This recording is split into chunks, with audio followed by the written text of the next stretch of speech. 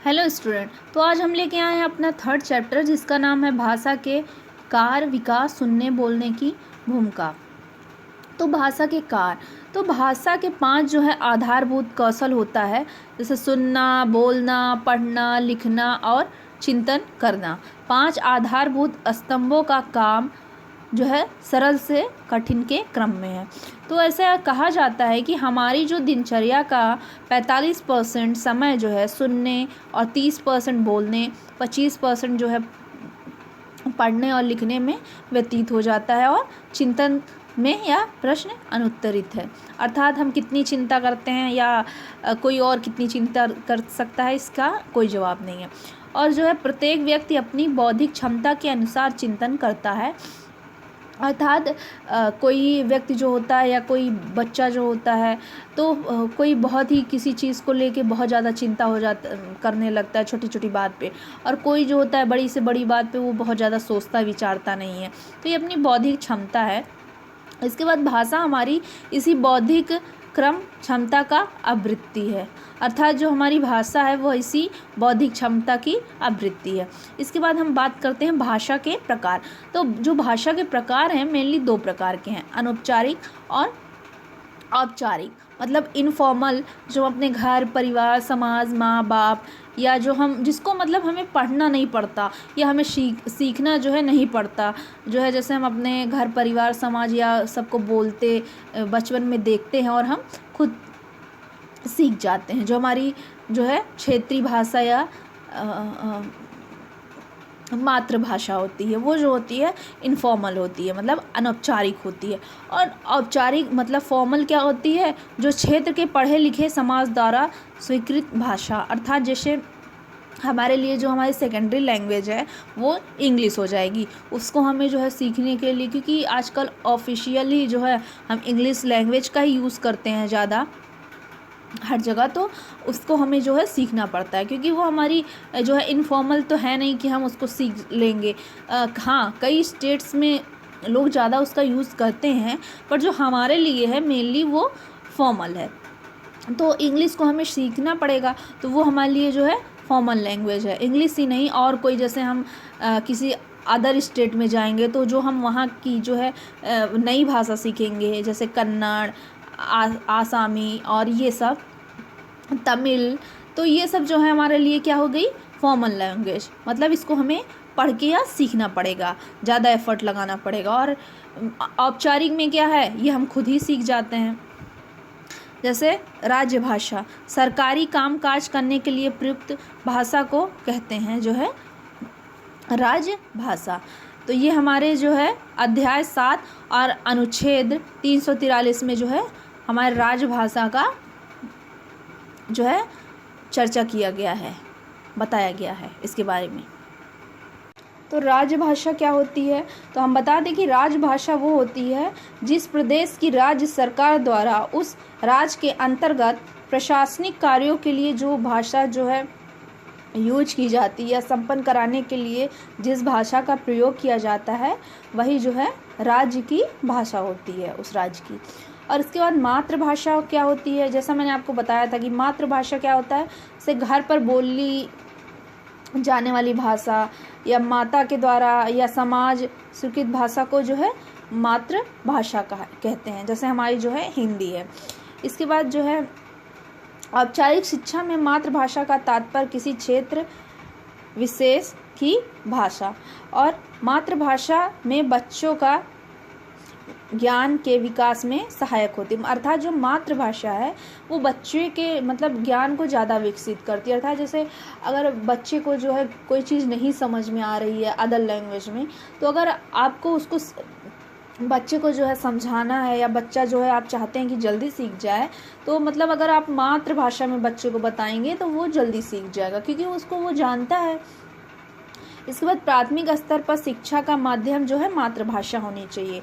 तो ये जो है हमारा जो न्यू एजुकेशन पॉलिसी आई है उसके अंतर्गत भी ये मतलब ये बात कही गई है कि बच्चों का जो प्राइमरी लेवल का ज्ञान, मतलब बच्चे को जो पढ़ाया जाए प्राइमरी लेवल तक, मतलब वो मातृभाषा में पढ़ाया जाए। ऐसा नहीं है कि बच्चे को जो है शुरुआत में भी जो है मतलब प्राइमरी में ही मातृभाषा का ना यूज़ हो, तो ऐसे जो है बच्चा जो है ऐसे सीखेगा नहीं बच्चा। तो हमारे जो है न्यू एजुकेशन पॉलिसी में भी मातृभाषा को बहुत ही ज़्यादा इम्पोर्टेंस दिया गया है। इसके बाद मातृभाषा में ही बच्चों का मस्तिष्क में सबसे पहले क्रियाशील होता है, अर्थात जो है बच्चा जो है अगर कोई चीज़ नया सीखना चाहता है तो वो जल्दी सीखेगा, लेकिन अगर उसको उसके मातृभाषा में बताया जाए अच्छे से तो वो जल्दी सीखेगा। मातृभाषा विचार विनिमय और शिक्षा ग्रहण करने का सर्वश्रेष्ठ माध्यम है। तो मातृभाषा के द्वारा ही हम अपनी बातों का जो है आदान प्रदान, अर्थात अपनी बात किसी को कह सकते हैं और किसी की बात जो है सुन सकते हैं, समझ सकते हैं। तो यही हुआ। इसके बाद भाषा शिक्षा के कार्य। तो जो भाषा शिक्षक के कार्य होते हैं वो होता है शिक्षक की स्वयं की भाषा प्रयोग की कुशलता बच्चों की भाषा प्रयोग के लिए आदर्श रूप से प्रस्तुत करती है। अर्थात जो शिक्षक की भाषा है वो बहुत ही ज़्यादा इम्पॉर्टेंट है बच्चों के लिए, क्योंकि शिक्षक की भाषा जो है उससे भी बच्चा सीखेगा, तो और उसको चाहे सीखना हो या समझना हो, तो इसलिए शिक्षक की भाषा जो है वो बहुत ही ज़्यादा इम्पॉर्टेंट है कि वह कैसी है। शिक्षक को भाषा पढ़ाते समय समान बोलचाल की भाषा का प्रयोग करना चाहिए। शिक्षक को जो है मतलब जो शिक्षक है उसको जो है अगर किसी चीज़ को समझाना हो तो बच्चे को जो है कठिन शब्दों का नहीं प्रयोग करना चाहिए। हमारी जो मातृभाषा या समान बोली भाषा है उसके द्वारा ही बच्चों को समझाना चाहिए, इससे वह आसानी से सीख जाएंगे। भाषा शिक्षक को कक्षा के बाहर बच्चों को भाषा प्रयोग करने के लिए प्रोत्साहित करना चाहिए। भाषा शिक्षक को बच्चों को भाषा के लिए विविध स्वरूप और प्रयोग से परिचित कराना चाहिए। फिर इसके बाद है भाषा शिक्षण में अनिवार्य है समग्रतावादी जो है दृष्टिकोण जो है ये बहुत ही ज़्यादा इम्पोर्टेंट है भाषा शिक्षण में। इसके बाद हम आते हैं भाषा विकास में बोलने सुनने की भूमिका। तो पहला जो है कक्षा शिक्षण, दूसरा जो है पाठ सहगामी क्रियाएं करवाना एवं गतिविधियां करवाना, ये बच्चों के जो है श्रवण क्षमता को सुधार सकते हैं। इसके बाद कक्षेतर गतिविधियां। तो पहला जो है कक्षा शिक्षण, इसके अंतर्गत क्या आता है शिक्षक द्वारा जो है बच्चे को आदेश या निर्देश देना और बाल गीत काव्य पंक्तियां पढ़ना, कहानी सुनना, प्रशंसा अभिव्यक्ति जो है ये कक्षा शिक्षण के अंतर्गत आता है। इसके बाद दूसरा पॉइंट क्या है पाठ सहगामी क्रियाएं एवं कक्षा में जो है गतिविधियां। तो कक्षा में या पाठशाला के मंच पर कविता वाचन प्रतियोगिता, आशुभाषण। आशुभाषण क्या होता है? तो आशुभाषण का मतलब होता है कि ऐसा भाषण जो खुद का हो, मतलब खुद के वर्ड का यूज़ करके जो छोटा सा भाषण बनाया गया हो किसी के द्वारा, तो वो आशुभाषण कहलाता है। इसके बाद वाद विवाद समाचार वाचन द्वारा सुन जो है क्षमता जो है मतलब सुनने की जो क्षमता है उसको सुधारा जा सकता है। इसके बाद कक्षेतर गतिविधियाँ। थर्ड, कक्षा से अलग होने वाले कार्यक्रमों में भाग लेकर बच्चा जो है सजग और सचेत रहता है। इन गतिविधियों द्वारा मन एवं मस्तिष्क क्रियाशील हो जाते हैं, तो इन गतिविधियों को शिक्षक को कराना चाहिए। इसके बाद जो है स्वर्ण जो है दोष क्यों होता है मतलब सुनने में, तो पहला जो है वंशानुगत के कारण, मतलब बच्चे का जो है स्वर्ण मतलब सुनने की जो क्षमता होती है वो किन कारणों से कम होती है, तो इसका जो है एक रीज़न इसमें दिया गया है। तो पहला जो है वंशानुगत के कारण जो हो सकता है। दूसरा पारिवारिक अशांति भी स्वर्ण दोष पैदा कर सकती है। तीसरा चोट लगना दुर्घटना आदि के कारण। चौथा संतुलित भोजन का ना मिलना, बच्चे को अच्छा जो है संतुलित भोजन सारे विटामिन्स मिनरल्स और सब ना मिले तो उसके कारण भी हो सकता है।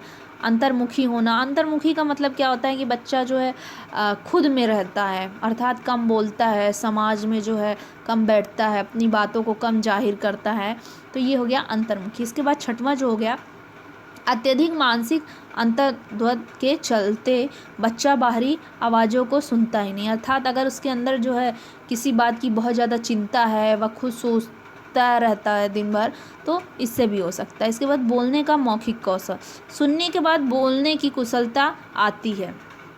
सुनना, टेलीग्राफिक स्पीच, ये बहुत ही ज़्यादा इंपॉर्टेंट फैक्ट है जो सीटेड या अन्य टीचिंग एग्जाम में हिंदी पेडागोजी में पूछा जाता है।